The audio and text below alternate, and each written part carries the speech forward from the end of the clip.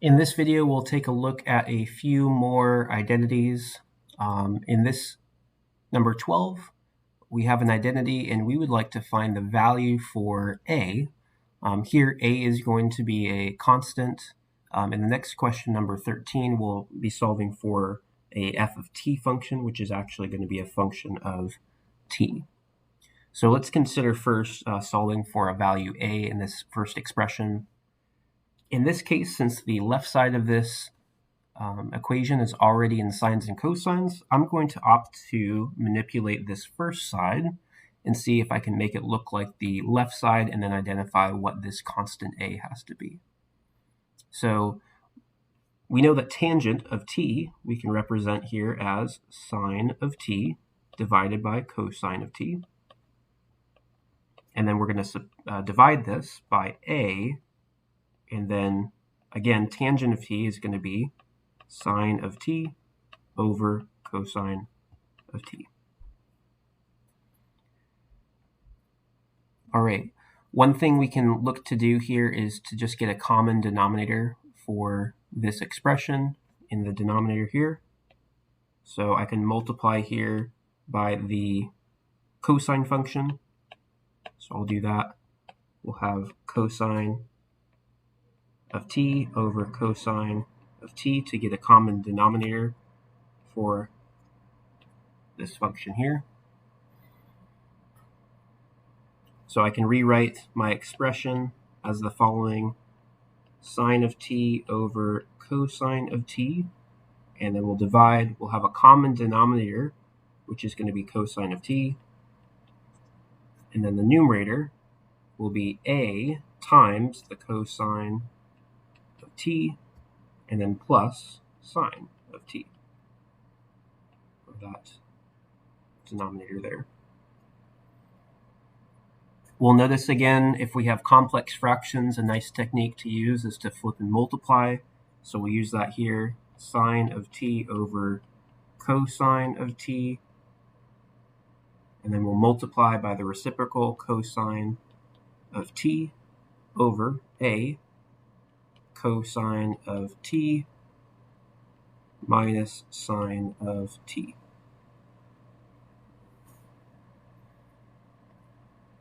And we'll look one more time and we'll see that these cosines of t can cancel out. So those are looking good. And we can rewrite this one more time to make it clear what we have left. We have a sine of t in the numerator, and then we'll have a cosine of t minus sine of t. And if we look back at our original function for a moment, so this original function, we have the sine of t, that's matching what we have so far, and then we have a cosine of t plus a sine of t. So when I look at a here, a, and I think we just need a plus sign here, maybe a little error for there, so that would be a cosine t sine plus sine t. So there should be a plus sign here. We'll notice that in front of the cosine function here, there should just be a 1 to make sure that that matches the original function. So here, this a value is just going to have to be a constant 1 to match, again, the left side of this expression. So we have a constant is going to have to be equal to 1 for that identity to be verified. So we use a is equal to 1.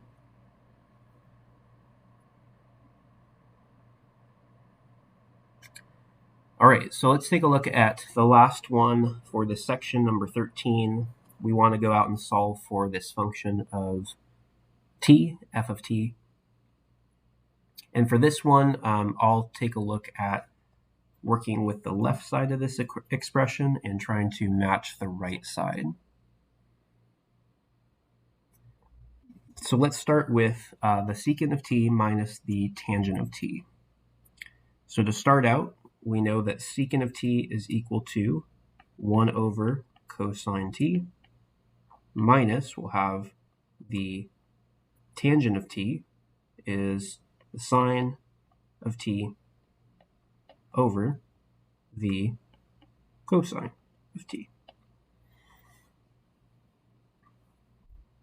All right, this is looking good so far. I know I can have a common denominator between these two fractions and write it as 1 minus sine of t divided by the cosine of t. Now, if I wanted to get some function and tangent involved here, one thing I'm going to have to do here is be a little crafty again with what I need. If I want to get a 1 in the numerator here to match the right side of this expression, the only thing that's going to help me do that is to be multiplying by a conjugate.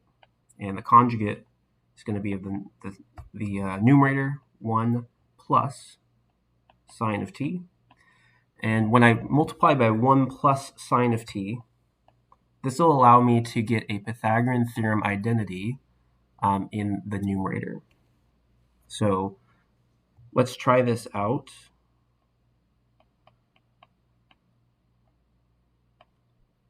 If I multiply both the numerator and the denominator by that same factor, 1 plus sine of t, we'll notice that we'll get, this is a difference of squares, so we'll have our conjugate pairs, and so we'll come out with the difference of squares. So this will be 1 minus sine squared of t in the numerator, and then the denominator we can rewrite as 1 plus sine of t, and then times that cosine of t that was already there.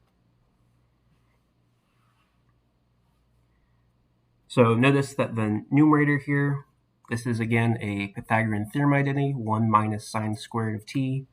So this expression here will come out as a cosine squared of t.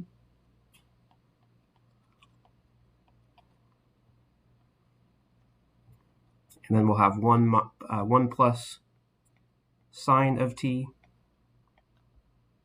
and then cosine of t again.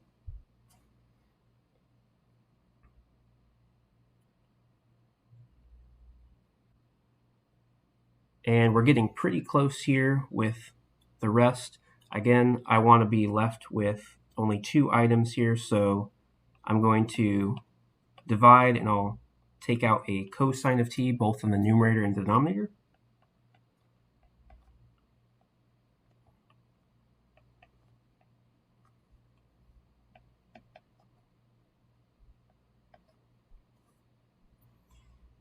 And to get a 1 in that numerator, again, that's kind of where I'm focusing on to match. I would want to divide both the numerator and denominator by a cosine to be able to get a 1 in that numerator function. So let's take a look at doing that. We're going to really divide or multiply the top and bottom by cosine of t to finish it off.